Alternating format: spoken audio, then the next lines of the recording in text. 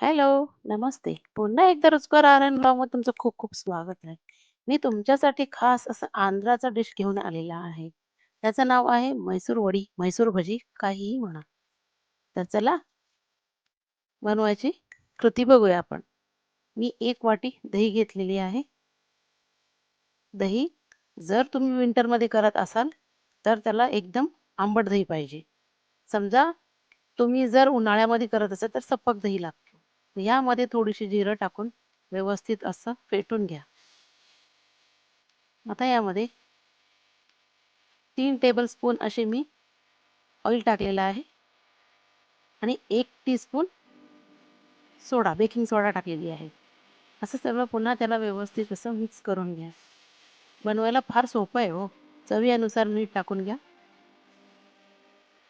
बनवायला फार सोपं आहे. खायला बी तितकंच टेस्टी आहे.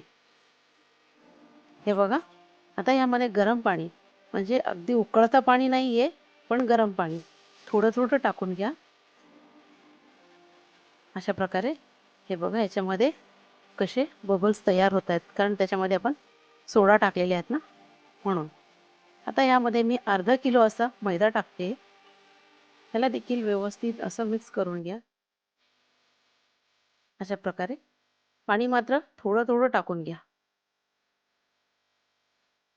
हे बघा असं. आता हाताने सगळं मिश्रण एकजीव करून घ्या. अशा प्रकारे. पाणी मात्र गरम पाहिजे. कोमट नाही तर एकदम गरम पाहिजे. जेणेकरून आपल्याला मिक्स करायला यायला पाहिजे. तेवढं गरम पाहिजे. आता झाकण लावून 10 ते 12 तास म्हणजे दुसऱ्या दिवशी सकाळी. हे बघा आपलं पीठ असं व्यवस्थित फुगलेलं आहे. बघा अशी जाळीदार दिसते. आता याला ह्याच पळीने व्यवस्थित असं फेटून घ्या. अशा प्रकारे अगदी व्यवस्थित फेटून घ्या.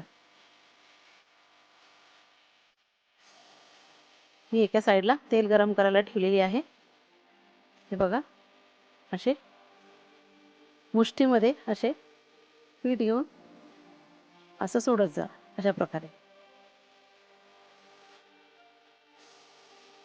हे बघा अशा प्रकारे. ही डिश की नाही खाण्यासाठी फार टेस्टी आहे. माझ्या घरी जेव्हाही किटी पार्टी असते, कुणी येणार असतात, तर अशा काही गोष्टी मी बनवत असते, की जेणेकरून सगळ्याला आवडायला पाहिजे. माझ्या सगळ्या मैत्रिणीला ही डिश फार आवडतो. हे बघा असे सगळे तेलामध्ये व्यवस्थित असं टाकून घ्या. तेल आधी व्यवस्थित गरम झालं ना, थोडं फ्लेम लो करा. थोडंसं कमी करा, जास्त नाही. म्हणजे मीडियम हायवर असं सगळे असे तळून घ्या. ते सगळे एकत्रच जातात. तुम्ही कितीही लांब टाकलं ना, ते सगळे एकत्रच जातात. नंतर मग तुम्ही असे त्याचे जॉईंट सगळं काढून घ्या. हे बघा अशा प्रकारे सेपरेट करून घ्या सगळे.